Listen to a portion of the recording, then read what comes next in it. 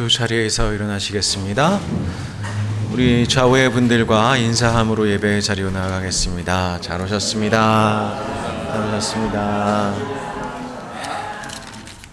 네, 오늘 함께 예배 드리도록 하겠습니다. 기도하시겠습니다.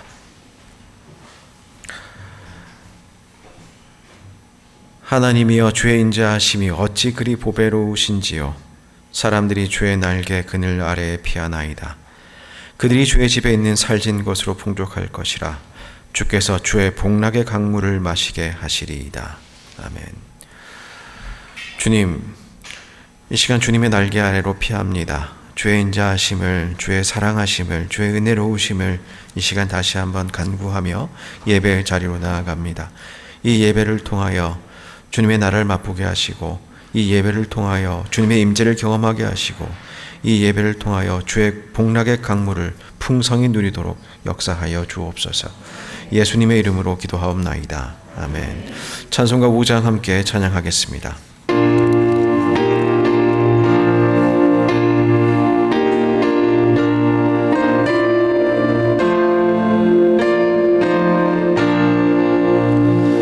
이 천지간 만물들아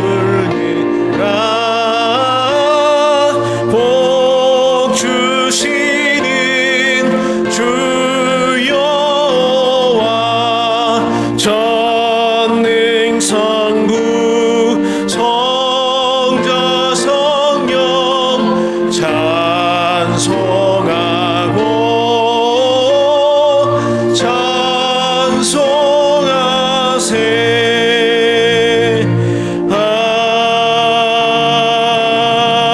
아멘. 교동문 83번 함께 교독하겠습니다. 교동문 83번입니다. 주 안에서 항상 기뻐하라. 내가 다시 말하노니 기뻐하라. 너희 권능을 모든 사람에게 알리라. 주께서 가까우시니라. 아무것도 염려하지 말고 다만 모든 일에 기도와 간구로 너희 구할 것을 감사함으로 하나님께 하라. 그리하면 모든 지각에 뛰어난 하나님의 영광이 그리스도에서 너희 마음과 생각을 지키시리라. 끝으로 형제들아, 무엇에든지 참되며 무엇에든지 경건하며 무엇에든지 오르며 무엇에든지 정결하며 무엇에든지 사랑받을 만하며 무엇에든지 칭찬받을 만하며 무슨 덕이 있든지 무슨 기림이 있든지 이것들을 생각하라. 너희는 내게 배우고 받고 듣고 온 말을 하라. 그리하면 평강의 하나님이 너희와 함께 계시리라. 아멘. 사도신경으로 우리의 신앙을 함께 고백하겠습니다. 나는 전능하신 아버지 하나님, 천지의 창조주를 믿습니다. 나는 그의 유일하신 아들, 우리 주 예수 그리스도를 믿습니다. 그는 성령으로 잉태되어 동정녀 마리아에게서 나시고 본디오 빌라도에게 고난을 받아 십자가에 못 박혀 죽으시고 장사된 지 사흘 만에 죽은 자 가운데서 다시 살아나셨으며 하늘에 오르시어 전능하신 아버지 하나님 우편에 앉아 계시다가 거기로부터 살아있는 자와 죽은 자를 심판하러 오십니다. 나는 성령을 믿으며 거룩한 공교회와 성도의 교제와 죄를 용서받는 것과 몸의 부활과 영생을 믿습니다. 아멘. 모두 자리에 앉아 주십시오. 찬송가 96장 함께 찬양하겠습니다.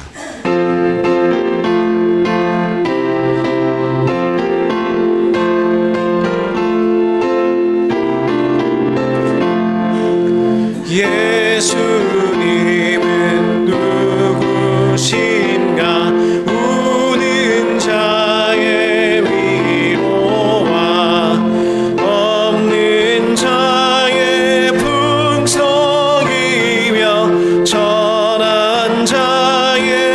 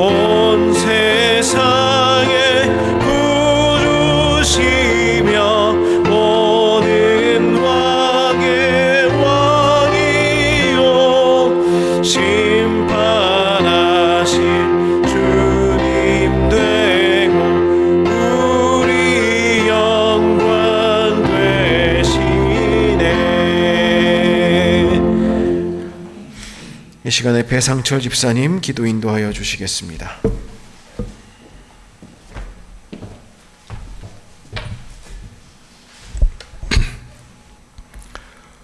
사랑과 은혜의 주님, 오늘도 우리를 예배의 자리로 불러주심을 감사합니다. 온 성도들이 이 시간을 사모하여 온 마음과 정성을 모아 주님 앞에 섭니다. 우리의 이 예배가 주님에게만 하게 하시고 주님이 기뻐하시는 예배 되게 하여 주시옵소서. 아름다운 교회를 붙드시고 교회가 이곳에 세워진 사명을 바로하라 주님이 기뻐하시고 바라시는 교회의 본분을 실천하는 교회 되게 하여 주시옵소서. 하나님을 사랑하고 내 이웃을 내 몸과 같이 사랑하라 하시는 주님의 명령을 우리의 삶을 통해 드러나게 하시고 그것이 세상에서 빛과 소금의 역할을 드러내는 모습들이 되게 하여 주시옵소서. 온 교우들이 각각의 위치에서 주님이 허락하신 역량대로 섬기며 돌보며 서로 사랑하여 교회가 한 교회됨을 알게 하시고 그 가운데 우리가 주님의 사랑 안에 한 형제 자매임을 알게 하여 주시옵소서.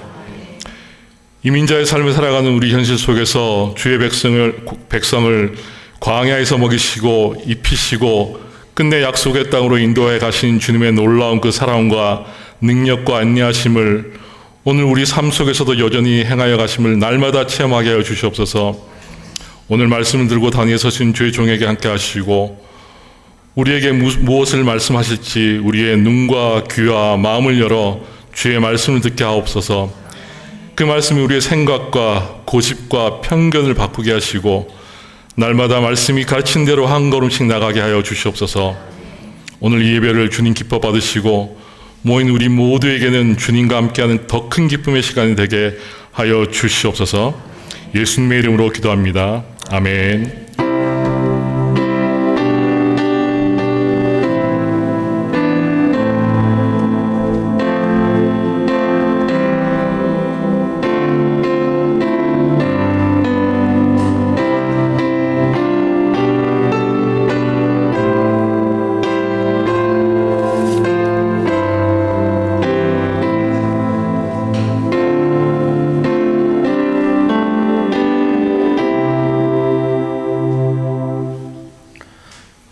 이 시간에 주님께 예물 드리겠습니다. 나의 모습 나의 소유 함께 찬양하겠습니다.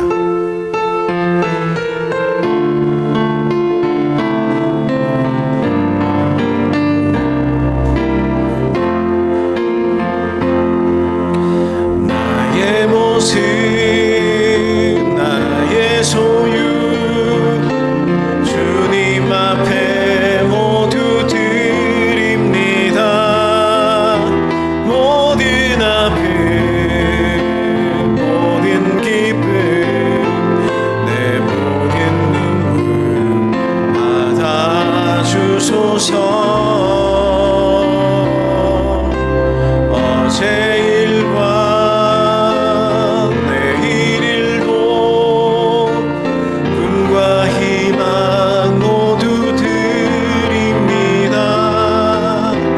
모든 소망 모든 계획 내 손과 마음 받아주소서. 나의 생명을 드리니 주 영광 위하여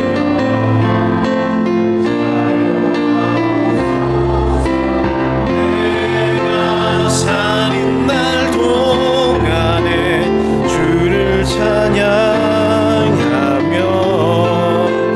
기쁨의 예물 되리. 나를 받아주소서.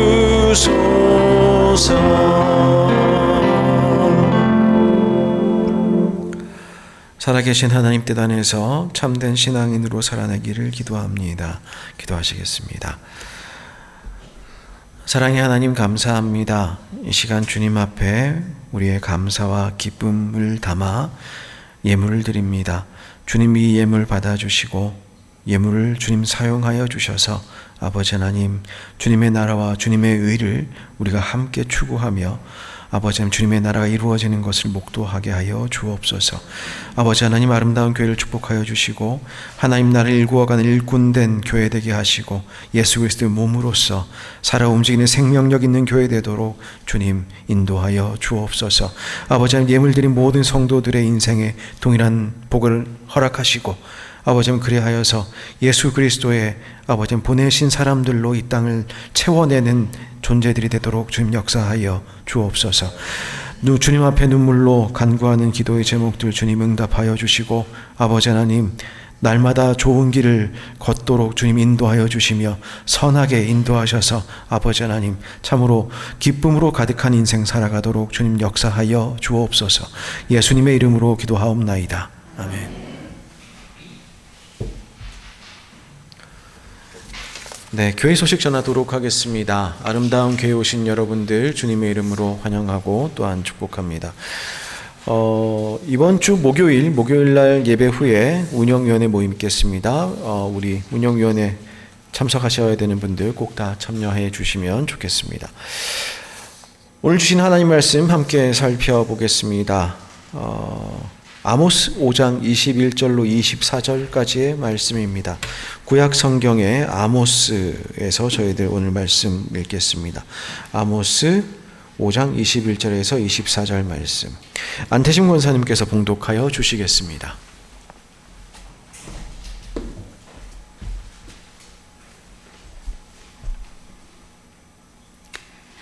내가 너희 절기들을 미워하여 멸시하며 너희 성회들을 기뻐하지 아니하나니 너희가 내게 번제나 소제를 드릴지라도 내가 받지 아니할 것이요 너희의 살찐 희생의 화목제도 내가 돌아보지 아니하리라. 내 노랫소리를 내 앞에서 그칠지어다. 내 비파소리도 내가 듣지 아니하리라. 오직 정의를 물같이 공의를 마르지 않는 강같이 흐르게 할지어다. 아멘. 네, 함께 기도하겠습니다. 사랑의 하나님 감사합니다. 저희들에게 귀한 주일을 허락하시고 이 시간 주 앞에 함께 나와 예배하게 하심을 감사드립니다. 이 예배를 통하여 다시 한번 주님의 통치를 누리게 하시고 주님의 나라 가운데에 주님께서 원하시는 것을 다시 한번 깨닫는 시간 되도록 주님 역사하여 주옵소서. 예수님의 이름으로 기도하옵나이다. 아멘. 네, 한 주간 평안하셨습니까? 오늘 저희들 7월 두 번째 주일 함께 예배를 누리고 있습니다. 우리 찬양했는데 예수님 누구신가? 혹시 가사 다 기억나신지 모르겠습니다. 근데 하나같이 연약한 자들 도우신다, 구원하신다, 그런 이야기였습니다. 지난 6월 달에 저희들 예수님이란 주제로 이야기를 쭉 나눴거든요. 예수님 우리 머리 되시고 우리가 그분 안에 서 있고 그분께서 우리를 사랑하시고 구원하시고 또 다시 오신다. 그것이 우리에게 큰 위로가 된다. 하나님 나라가 그분 안에서 이루어진다는 것이겠지요. 통치가 이루어지고요. 자, 그랬을 때에 하나님 나라 백성으로 살아가는 우리의 인생, 그럼 그 가운데에서 그 기초가 무엇일까? 이제 그런 생각을 해보게 됩니다. 복음 중요하고요. 물론 사랑하고 살아가야 되고요. 믿음도 있어야 되겠고 소망도 있어야 되겠습니다. 근데 나라의 기초 시편 89편 14절은 이렇게 이야기합니다. 의와 공의가 주의 보좌의 기초다. 인자와 진실함이 주 앞에 있다. 그러면 주님께서 통치하시는 기초, 흔들리지 말아야 될 것이 무엇인가 했을 때에 그것이 이제 정의다라는 것이죠. 우리가 정의라고 이야기하기 시작하면 굉장히 정치적인 이야기, 물론 정치적인 측면이 있습니다. 정의의 측면이 분명 정치적인 부분이 있어요. 그런데 이제 하나님의 통치니까요. 하나님의 정치가 되겠지요. 세상에서 생각하는 그런 정치와는 다시 한번 조금 다르게 좀 생각해 볼 부분들이 있습니다.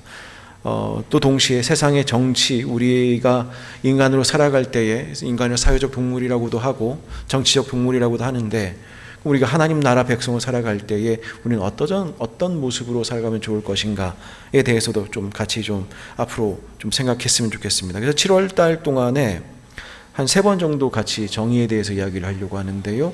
오늘 그럼 정의가 어디에서 시작되는가? 하나님의 통치가 정의로부터 시작된다고 하는데 그것이 무슨 이야기인가? 그리고 다음 주에는 그러면 그 정의가 시작돼서 어디로 가는가? 그리고 마지막에는 어떻게 완성되는가? 이제 그런 이야기들 한 3주간에 걸쳐서 좀 이야기를 해보려고 합니다. 자, 그러면 우선 오늘 첫 번째 질문입니다. 그럼 정의가 뭐냐? 정의가 뭐냐라고 하는 정의가 무엇인가라는 아주 유명한 베스트셀러도 최근에 있었습니다. 근데 그 읽고 나도 그래서 정의가 뭐냐? 이제 그런 생각을 하게 되지요. 공동체적으로 이루어져야 된다. 이제 그 책에서는 그렇게 이야기했던 것 같은데, 만약 그렇게 중요하다면은 그리스도인들에게 있어서 정의는 또 무엇인가? 그 두 가지 측면인 것이죠. 근데 오늘 본문은 사실 성경에서도 가장 충격적인 말씀 중에 하나입니다. 하나님께서 이제 물론 북이스라엘과 남유다가 나뉘어서 북이스라엘에게 하신 말씀이기 때문에 북이스라엘은 전반적으로 예배가 사실 무너져 있어요. 남쪽에 가서 예루살렘에 가서 성전에서 예배 드리지도 못하고 그걸 막기 위해서 우상들을 더 많이 세우고 예배가 전반적으로 사실은 무너져 있습니다. 근데 오늘 하나님의 음성은 우상 숭배를 떠나서 그냥 일상적으로 아니면 지속적으로 드리고 있는 제사에 대해서도 주님께서는 그거 별로 좋지 않다. 왜냐하면은 이러이러한 문제가 있기 때문이다 라고 말씀하시는 겁니다. 21절부터 23절까지의 말씀을 제가 한번 읽겠습니다. 내가 너희 절기들을 미워하며 멸시하며 너희 성회들을 기뻐하지 않는다. 너희가 내게 번제나 소제를 드릴지라도 내가 받지 않을 것이다. 너희의 살찐 희생의 화목제도 내가 돌아보지 않는다. 네 노랫소리 이제 그만 그쳐라. 비파소리도 듣기 싫다. 싫다고 말씀하시는 거예요. 듣지 아니하리라, 거절의 의미입니다. 미워한다, 멸시한다, 받지 않겠다, 듣지 않겠다. 이 말씀이 이방 신전을 향해서 나온 말씀이 아니라는 것입니다. 북이스라엘 예배 문제가 있죠. 이방 신상들이 많이 세워져 있지요. 거기서 드려지는 무슨 인신공양이라든가 다른 어떤 신을 향한 제사라든가 내가 그게 싫다고 말씀하시는 것이 아닙니다. 하나님을 모르는 사람들을 향해서 하시는 말씀도 아닙니다. 하나님의 백성이 혹은 하나님의 백성이라고 주장하는 사람들이 하나님께 드리던 절기와 성회와 제사와 찬양을 향한 하나님의 거절입니다. 겉으로 보면 종교 활동은 넘쳐나지요. 성소에는 사람들이 모이고 재물은 풍성하고 노래도 끊이지 않습니다. 그런데 하나님 그것을 거절하십니다. 왜입니까? 형식이 부족해서입니까? 그건 아닌 것 같아요. 예배와 삶이 갈라져 있기 때문입니다. 정의를 요구하시는 하나님이 우리에게 요구하시는 것은 예배와 삶의 일치입니다. 예배당에서는 하나님 높이면서 성문에서는 가난한 사람들 짓밟는 행위들, 입술은 하나님을 찬양하지만 손으로는 약한 사람의 몫을 빼앗는 행위. 오늘 이 말씀은 우리를 단순히 정죄하기 위해서 주신 말씀은 아닙니다. 하나님께 주신 이 아픈 말씀은 예배를 없애기 위해서가 아니라 듣지 않겠다. 그러니 없애버려라가 아니라 그러니 이렇게 해라. 참된 예배를 드려라 라고 하는 음성인 것이지요. 하나님은 예배를 미워하시는 분이 아니라 하나님은 예배와 삶이 분리된 채 그 사이에서 정의롭지 못함 때문에 불의로 인하여 약한 자들이 울고 있는 것을 슬퍼하시는 분이십니다. 아모스 5장 24절 오늘 읽은 말씀의 마지막 구절인데요. 이렇게 주님께서는 명령하셨습니다. 오직 정의를 물같이 공의를 마르지 않는 강같이 흐르게 할지어다. 하나님께서 원하시는 것은 예배를 버리는 것이 아니라 예배가 정의가 되어서 삶으로 흘러가기를 원하시는 것입니다. 이 말씀을 통해서 우리는 오늘 정의는 무엇인가? 정의가 드러내는 것은 무엇인가? 정의는 어떻게 흘러가는가 함께 살펴보고자 합니다. 예배 설교 서두에 그 시편 89편의 말씀을 제가 읽었습니다. 89편 14절 말씀인데요. 의와 공의가 주의 보좌의 기초라. 인자함과 진실함이 주 앞에 있습니다. 그렇게 되어 있습니다. 보좌의 기초라는 표현을 한번 같이 생각해 보려고 합니다. 보좌는 왕의 통치와 권위를 상징합니다. 근데 그 보좌가 서 있는 토대가 사랑이다, 긍휼이다 라고 말하지 않았어요. 뭐냐? 의로움과 공의다 라고 말을 하고 있죠. 건물에서 기초는 장식이 아닙니다. 잘 안 보일 수 있어요. 잘 안 보일 수 있지만 없어도 되는 것이 아닙니다. 기초가 무너지면 그 위에 모든 것은 무너지기 때문입니다. 시편 기자는 하나님의 통치 전체가, 하나님 백성에게 이야기하기를 하나님의 통치 전체가 의와 공의 위에 서 있다고 이야기합니다. 그렇게 생각한다면 정의라는 것은 하나님께서 우리가 인생 살아갈 때에, 아니면 우리 사회 속에서 어쩌다가 한번 하나님께서 보여주시는, 취사 선택하시는 여러 사역 중 하나가 아닙니다. 정의는 그럼 무엇인가 하면은 하나님이 어떤 분이신가에 속하는 내용인 것이죠. 하나님은 사랑이시듯 하나님은 의로우신 분입니다. 사랑을 빼고 하나님을 우리가 이해할 수 없듯이 정의를 빼고도 하나님을 이해할 수 없습니다. 그렇기 때문에 하나님께서 다스리시는 곳, 하나님의 나라에서는 반드시 굽어진 것이 펴지게 되고 바로잡히게 되고 억울한 사람들의 사정이 들리게 되고 깨어진 관계가 화해되게 됩니다. 예수님이 하나님의 형상으로 이 땅에 오셨지요. 그리고 우리는 예수님의 몸이라고 우린 그동안 이야기해 왔습니다. 하나님의 성품이 정의, 그 가운데 정의가 있다면은 교회의 성품에도 있어야 되는 것이 무엇이냐? 정의입니다. 공의입니다. 근데 시편 기자는 의와 공의가 주의 보좌의 기초입니다 라고 하면서 그 앞에 인자함과 진실함이 주 앞에 있습니다 라고 이야기해요. 의와 공의만 이야기하는 것이 아니라 곧 이어서 인자함과 진실함이 그 통치 앞에 있다는 이야기를 하는 것이죠.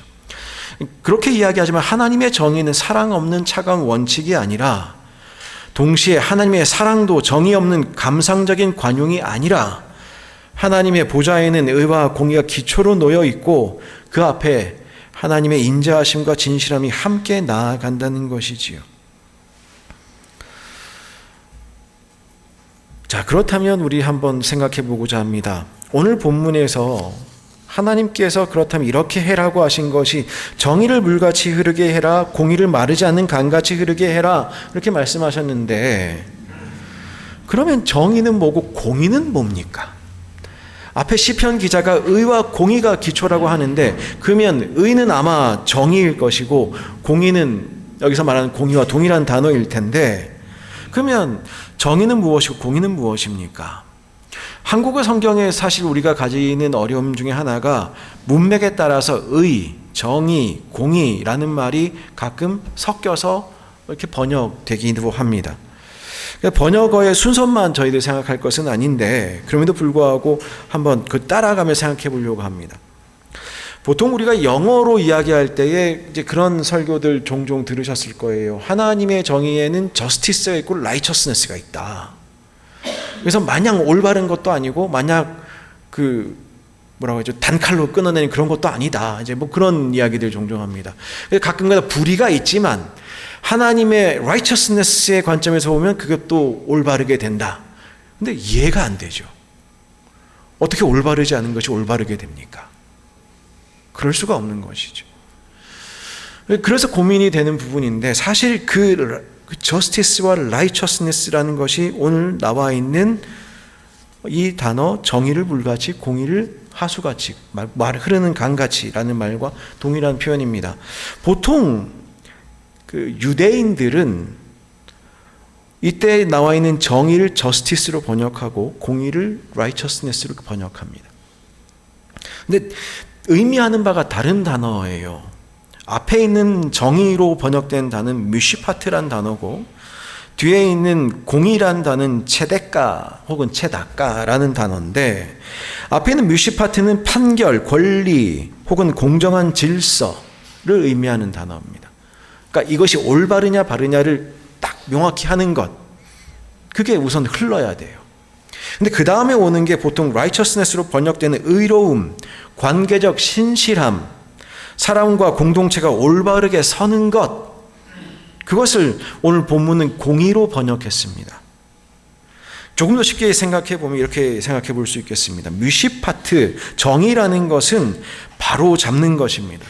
법정에서 억울한 자의 말을 듣고 구분 판결을 피고 힘 있는 자가 힘 없는 자의 권리를 빼앗지 못하게 하는 것, 선명한 정의입니다.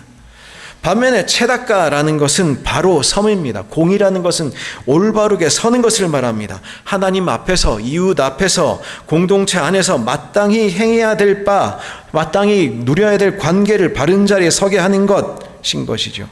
그래서 그 비유적으로 표현하자면은 오늘 우리가 보는 정의라는 단어는 법정에서 말하는 단어라면은 공의라는 것은 식탁의 언어인 것입니다.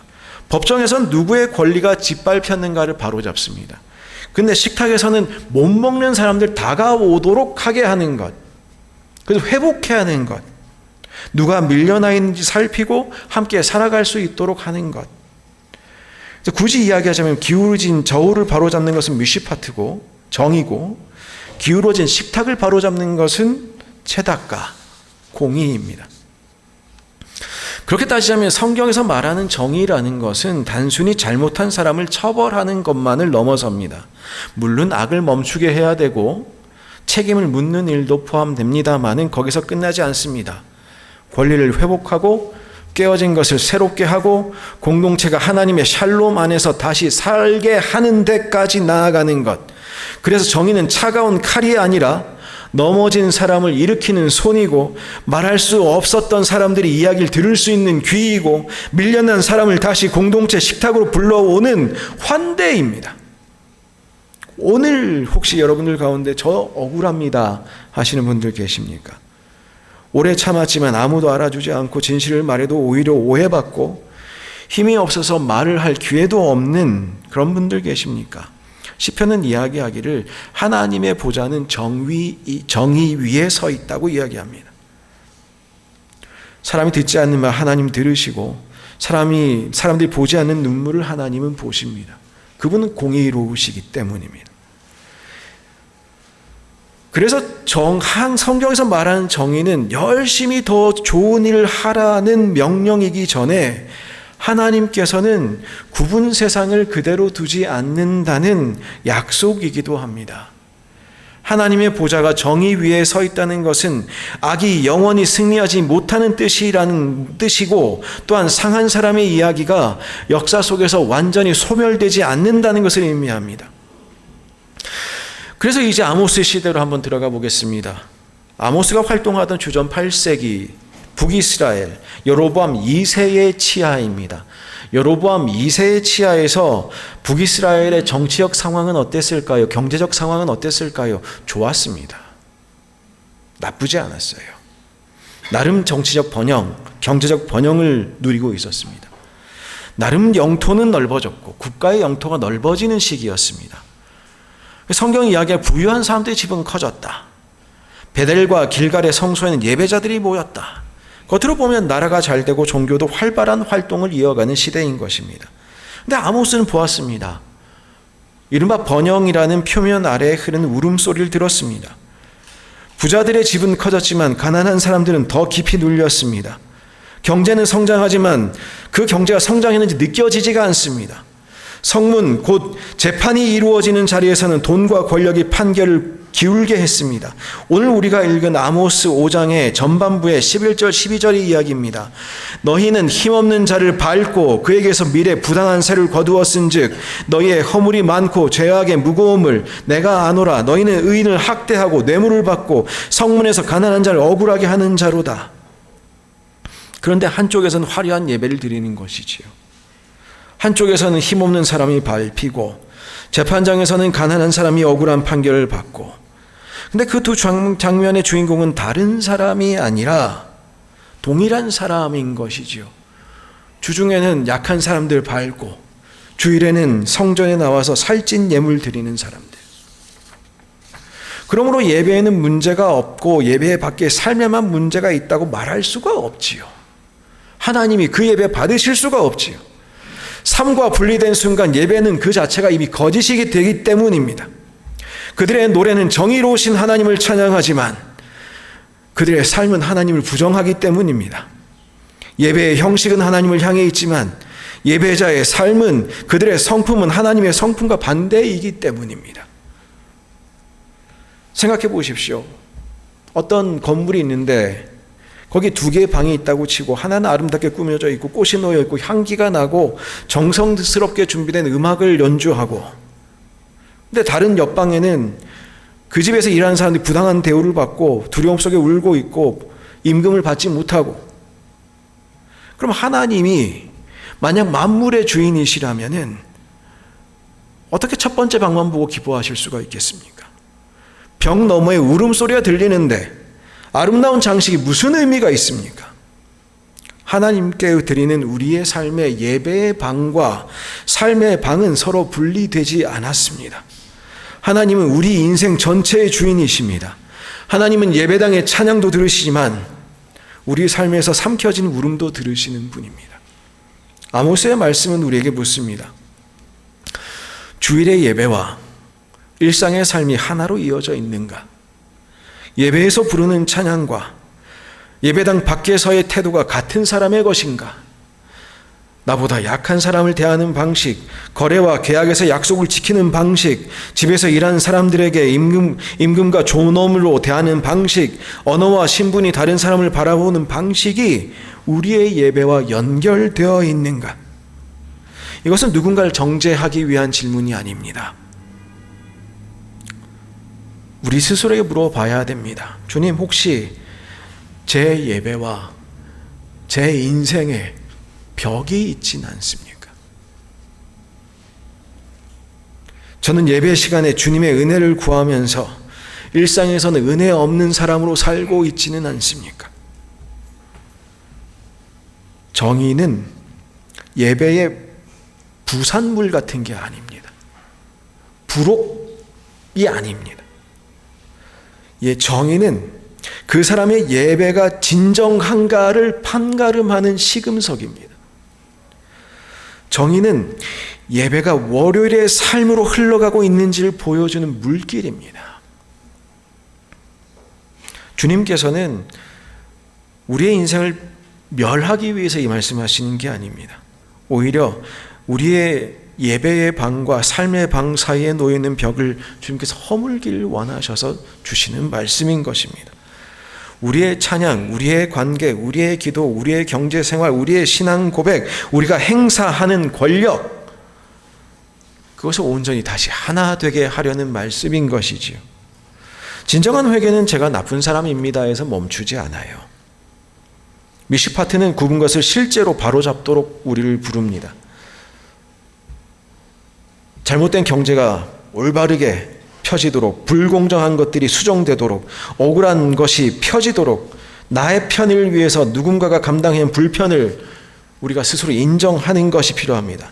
그리고 또한 관계가 바르게 되도록 사람을 수단이 아니라 하나님의 형상으로 대하고 힘을 자신을 높이는 데 쓰지 않고 약한 사람을 보호하는 데 사용하도록, 그렇게 하나님께서는 우리를 다시 한번 주님의 나라 백성 되도록 부르십니다. 이러한 적용이라는 것은, 정의의 적용이라는 것은 사실 굉장히 부담스러울 수 있습니다. 그런데 기억하시면 좋겠습니다.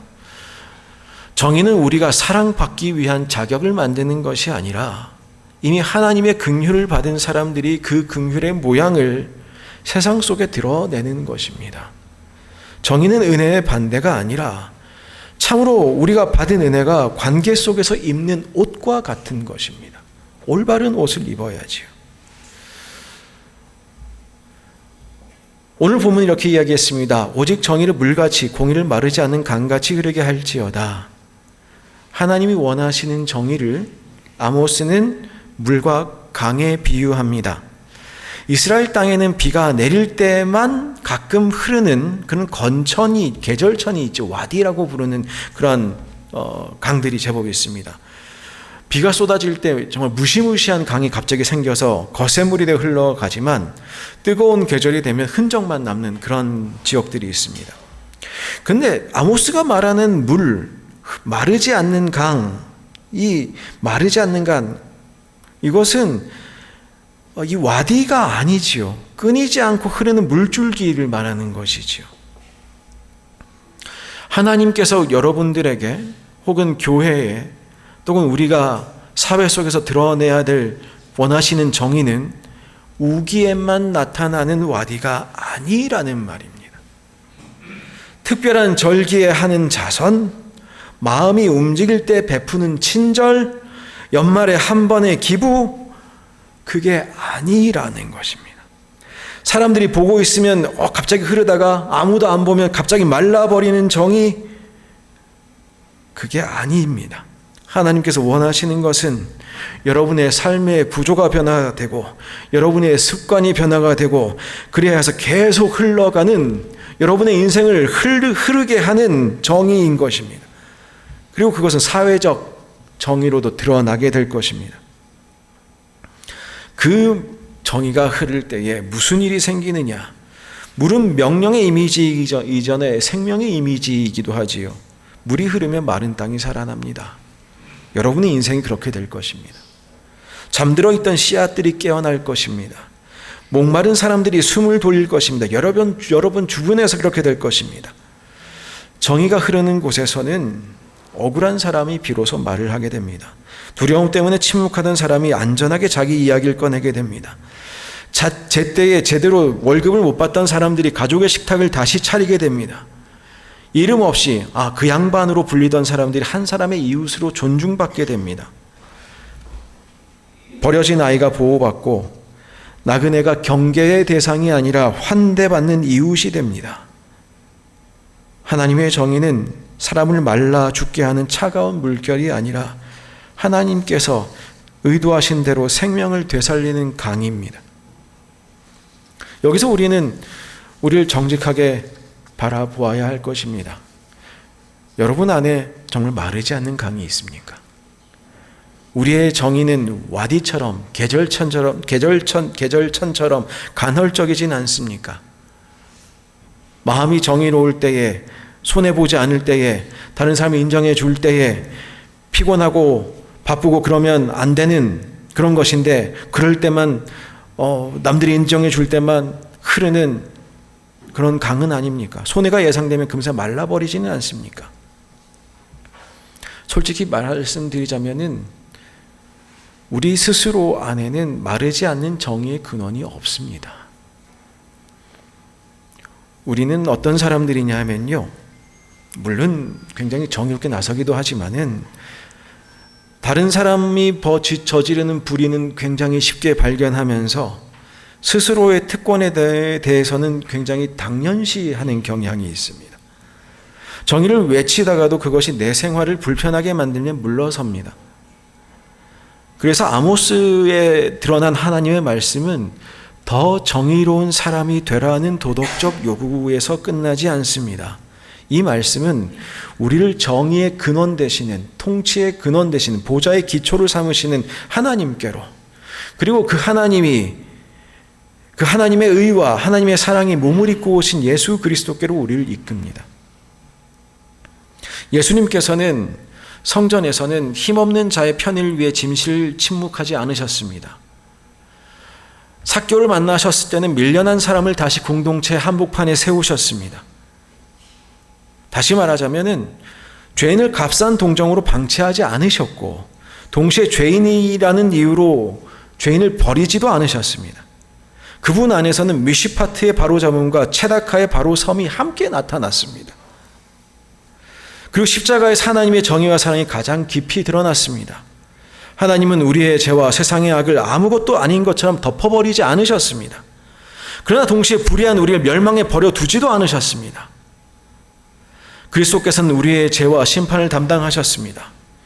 십자가는 하나님께서 죄를 가볍게 여기지 않으신다는 증거이기도 하고 동시에 죄인을 포기하지 않으신다는 증거이기도 합니다. 그렇기에 십자가에서 바울은 말하기를 십자가에서 하나님의 의가 드러났다고 말을 하는 것이지요. 그 십자가를 통해서 우리는 의롭다 하심을 받은 것입니다. 우리가 정의를 살아낼 수 있는 근거는 우리가 도덕적으로 우월하고 능숙해서가 아닙니다. 우리가 은혜로 의롭다 하심을 받았기 때문입니다. 우리는 세상을 구원하는 존재가 아니라 완성하실 하나님을 믿으며 그 강물이 지나갈 작은 물길들을 계속 만들어가는 사람들입니다. 내가 할 수 있는 한 가지 정직, 한 번의 경청, 한 번의 공정한 결정, 한 사람을 보호하는 용기가 하나님의 강이 우리의 자리로 흘러오게 하는 작은 수로가 되기 시작합니다. 그리고 그것은 반드시 사회적인 정의로 드러날 수밖에 없습니다. 그렇기 때문에 정의를 실천하면서도 기독교인이, 그리스도인이 교만하지 않을 수 있는 이유가 여기 있습니다.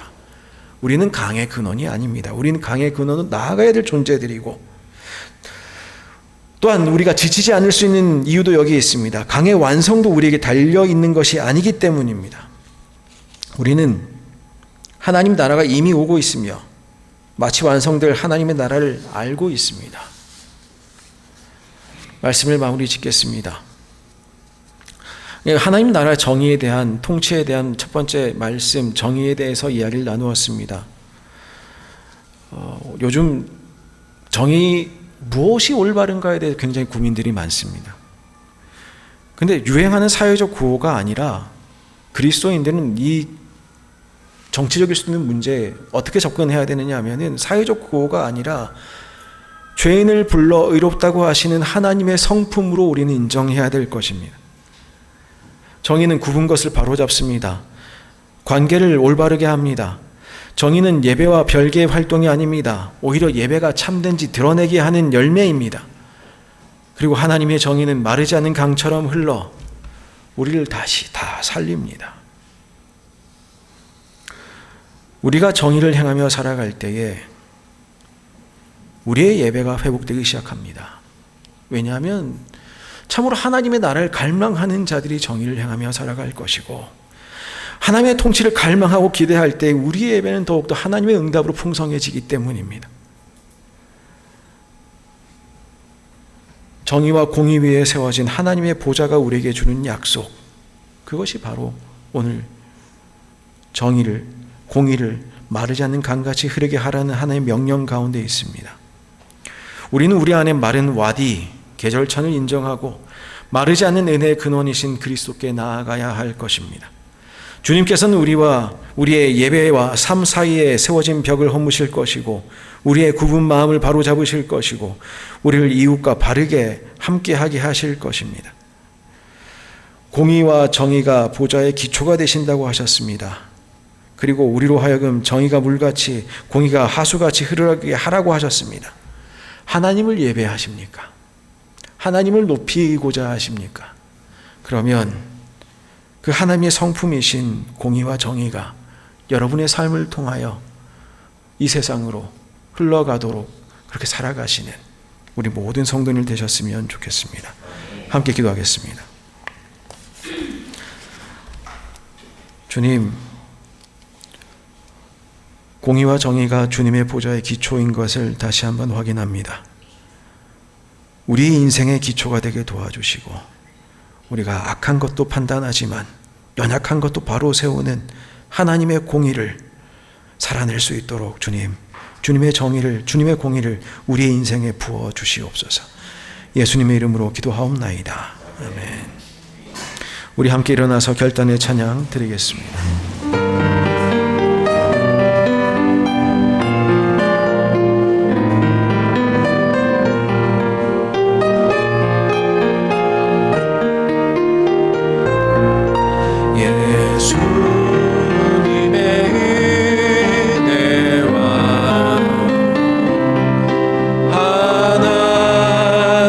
사랑과 성령